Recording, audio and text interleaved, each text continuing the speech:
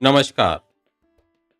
स्वागत है आप सभी का आपके अपने चैनल एस्ट्रोलॉजी लर्नर वाईटी में। आज का हमारा जो विषय है ये है केम द्रुम योग कह सकते हो या दोष। वैसे तो इसे दोष कहना चाहिए। केम द्रुम दोष आपकी जन्म कुंडली में अगर है तो हम कैसे जान सकते हैं कि यह दोष है आपकी जन्म कुंडली में, और इस दोष के होने से आप पर, आपके जीवन पर इसका क्या प्रभाव पड़ रहा है, और हम ऐसे कौन से उपाय करके, कौन से ऐसे जो रेमेडीज़ हैं उनको करके इस दोष को शांत कर सकते हैं, इसके बारे में भी चर्चा रहेगी। तो चलिए शुरू करते हैं आज के इस बेहद महत्वपूर्ण और विषय को, जिसमें आपके जीवन में ये किस तरीके का अपना प्रभाव दिखाता है उसके बारे में भी समझेंगे। तो चलिए शुरू करते हैं।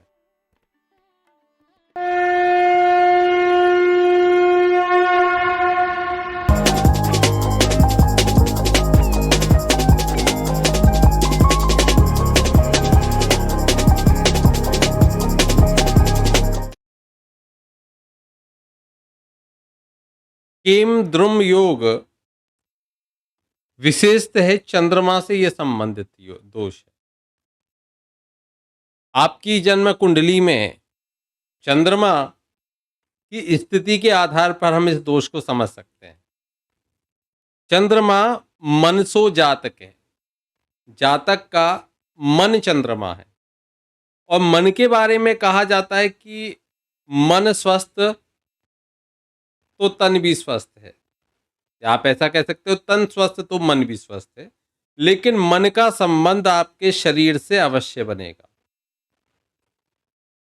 मन खराब, आप कितने ही स्वस्थ हो आप अस्वस्थ फील करोगे। इसलिए मन का अच्छा होना बहुत आवश्यक है। हम सबसे ज्यादा प्रभाव में होते हैं तो वो चंद्रमा के प्रभाव में होते हैं। सर्वाधिक पृथ्वी पर प्रभाव जो मिलेगा वो चंद्रमा का मिलेगा। सर्वाधिक तेज गति से भ्रमण करने वाले कौन हैं? चंद्रमा है। 2.25 दिन में अपना राशि परिवर्तन कर लेते हैं। तो चंद्रमा के कारण से ज्वार भाटे आते हैं। मन की स्थितियां, मन की स्थिति में परिवर्तन, मूड स्विंग करना। अभी बहुत अच्छे हो, हंस रहे हो, मुस्कुरा रहे हो, लेकिन थोड़ी देर बाद ही गमगीन होकर बैठे हुए हो। किसी ने कहा भाई क्या हुआ? कुछ नहीं, यहाँ से निकल जा। मतलब आप चिड़चिड़े हो गए। बहुत अच्छा था यार, अभी तो इसको क्या हुआ? पता नहीं, अभी तो ठीक ठाक था। बहुत दिन तक हो जाते हैं तो लोग कहते हैं नहीं ये तो है ही ऐसा। होता किससे है? चंद्रमा से। चंद्रमा मनसो जातक है। चलिए हम आते हैं टॉपिक के ऊपर। केम द्रुम योग, ये चंद्रमा का ही दोष है। कब बनता है मैं इसको समझाऊंगा आपको, कुंडली पर भी दिखाकर, चार्ट पर भी दिखाकर। चंद्रमा एक स्त्री ग्रह है, और एक स्त्री अपने आप को, वो कितनी ही उच्च स्थिति में हो, अपने आप को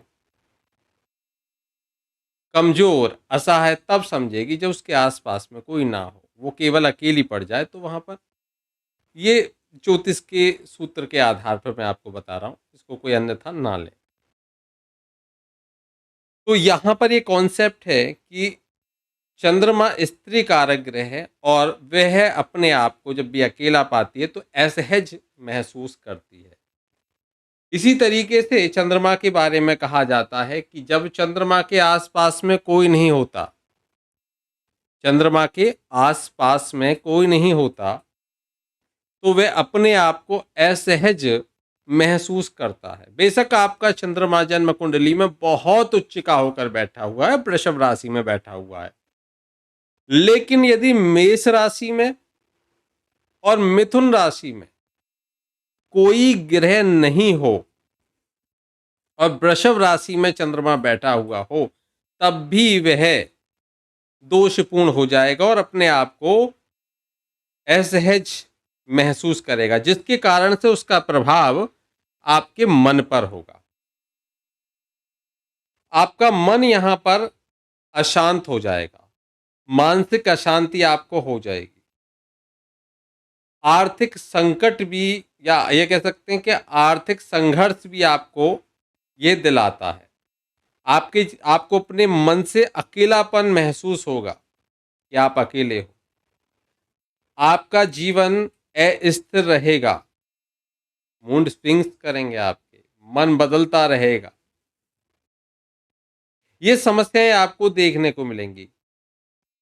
कभी कभी ये जो दोष बनता है, ये डिप्रेशन या लो सेल्फ स्टीम्स दे की स्थिति भी बना देता है, कॉन्फिडेंस को कम कर देता है, मन में हमेशा नकारात्मक भय देने वाले विचार आने लगते हैं।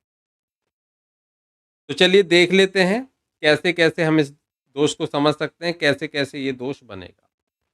तो मैं आपको लेकर चलता हूं चार्ट के ऊपर से समझाने के लिए। यहां पर आपके सामने चार्ट है, आप समझिए। जैसे मानकर चलिए, अभी मैं यहाँ पर कोई लग्न नहीं लिखूंगा, केवल हम यहाँ पर इस दोष की चर्चा कर रहे हैं, तो हम चंद्रमा को ही देखेंगे। चंद्रमा, चंद्रमा से जब ये दोष कब बनेगा, ध्यान से सुनिए। चंद्रमा से जब 12वें भाव में, 12वां भाव कौन सा है, ये 12वां भाव हो गया चंद्रमा से, और ये हो गया दूसरा भाव। इनमें कोई भी ग्रह नहीं बैठा हो, चंद्रमा से 12वें भाव में और चंद्रमा से दूसरे भाव में कोई ग्रह न बैठा हो, राहु केतु भी न हो, छाया ग्रह भी, और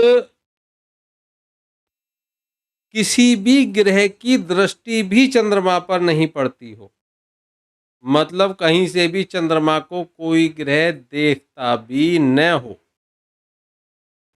तो 7वें में कोई ना बैठा होगा। अगर मान के चलिए यहाँ पर हम देखें, मंगल कहाँ कहाँ देखते हैं, यहाँ होते होंगे तो मंगल यहाँ से देखेंगे तो यहाँ भी कोई नहीं बैठा हो, मंगल नहीं बैठा होगा यहाँ से।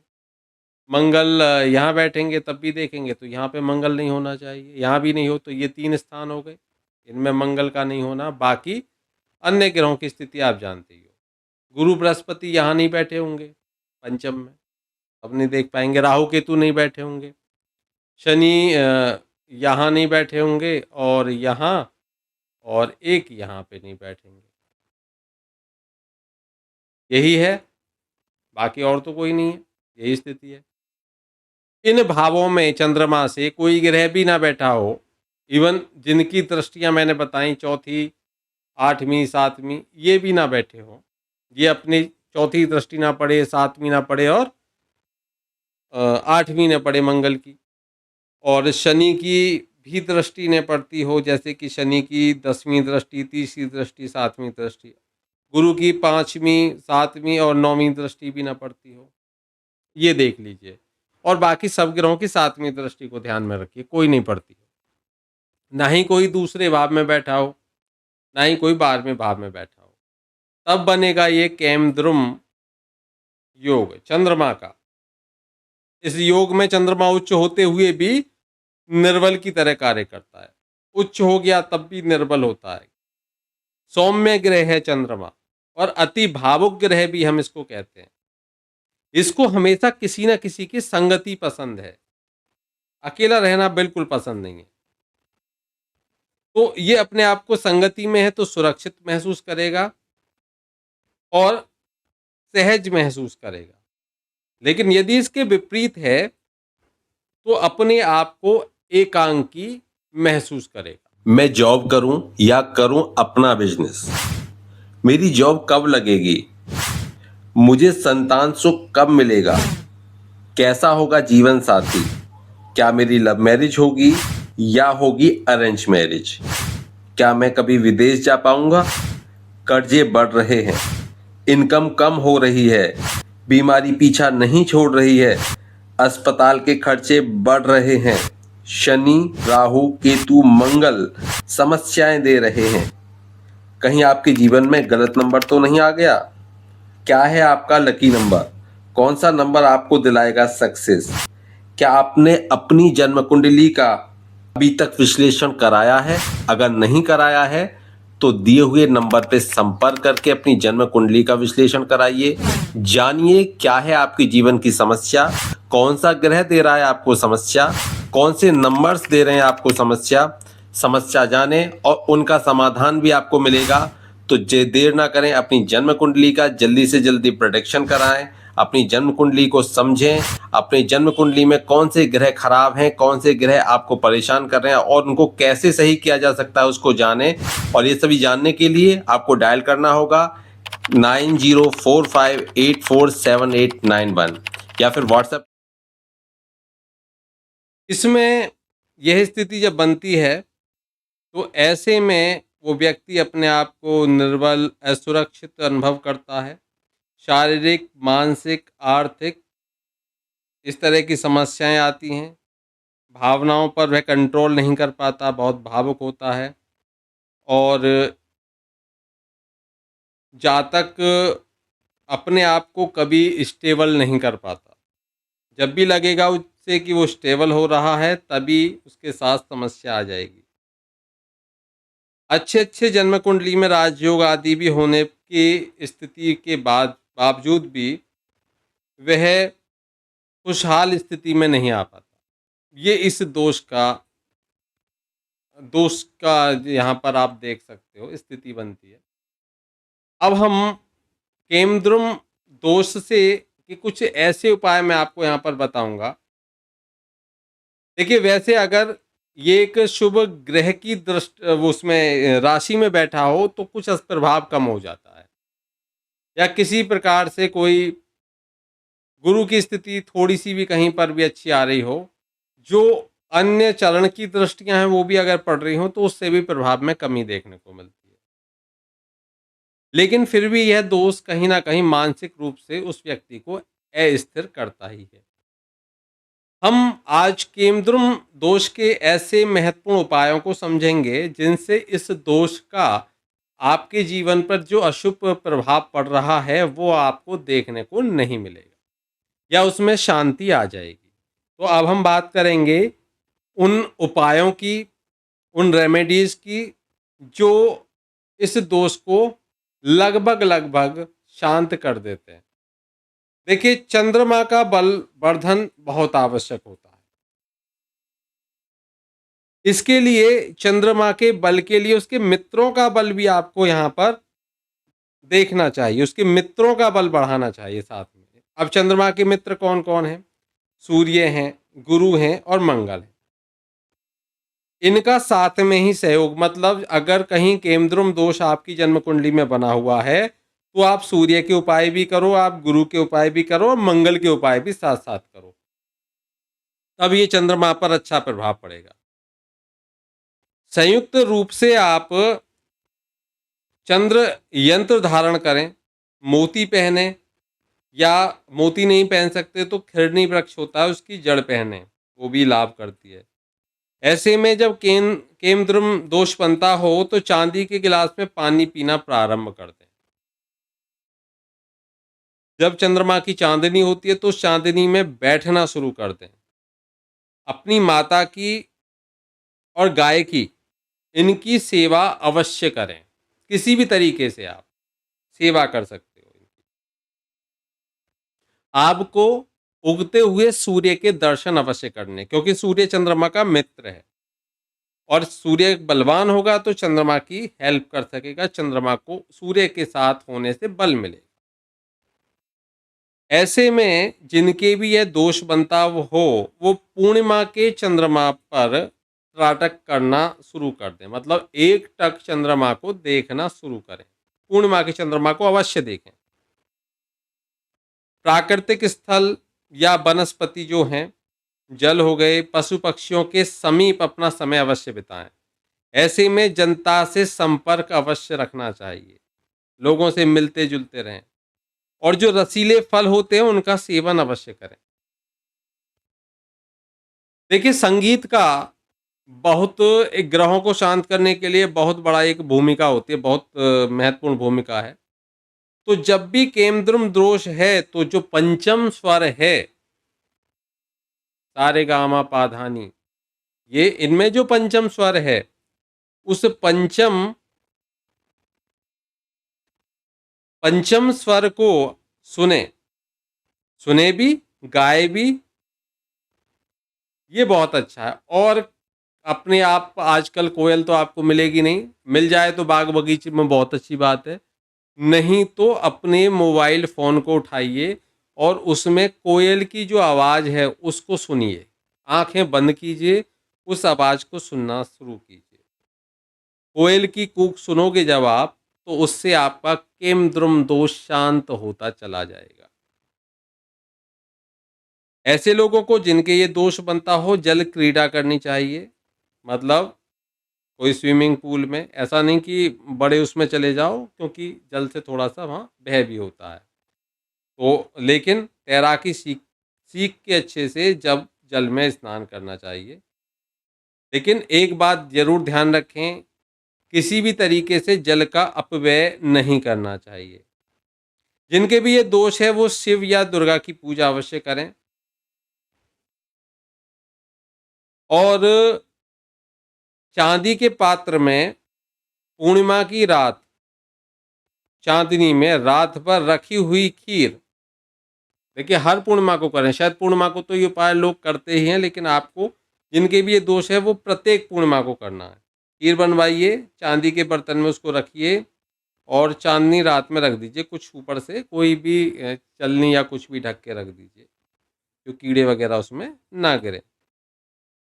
रात भर उसको रखे रहने दें, उस खीर को सुबह को खा लें। और चंद्रमा का जो मंत्र है उसका नित्य आपको जाप करना है। आप पाओगे धीरे धीरे कुछ ही महीनों में आपको चंद्रमा से संबंधित जो भी ये पीड़ा आ रही थी वो शांत होती जा रही है।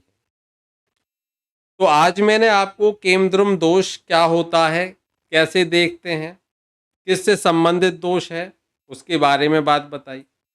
साथ ही साथ मैंने ये भी बताया कि हम कौन से उपाय करके इस दोष को शांत कर सकते हैं। आज का वीडियो आपको कैसा लगा हमें कमेंट बॉक्स में कमेंट करके अवश्य बताएं। वीडियो को ज़्यादा से ज़्यादा शेयर कर दें ताकि उन सब के पास ये वीडियो पहुंच सके जो नहीं जानते कि उनका व्यवसाय क्यों अस्थिर है, उनका भाग्य क्यों अस्थिर है, क्यों उनको मानसिक समस्याएं आती हैं। वह अपनी जन्म कुंडली का स्वयं से देख सके कि कहीं उनकी जन्म कुंडली में ये केमद्रुम दोष तो नहीं बना हुआ। अगर दोष बना हुआ है तो इस वीडियो में मैंने जो रेमेडीज आपको बताई हैं, जो उपाय आपको बताए हैं, उन उपायों का अनुसरण करें। उनमें से जितने हो सकें जो आपकी सामर्थ्य में आते हैं वो उपाय अवश्य करें। और धीरे धीरे आप पाओगे कि आप इस दोष से 80 से 90% तक मुक्त हो चुके हो। तो आज के लिए इतना ही, फिर मिलते हैं एक नए विषय के साथ में। तब तक के लिए जय श्री कृष्णा, राधे राधे।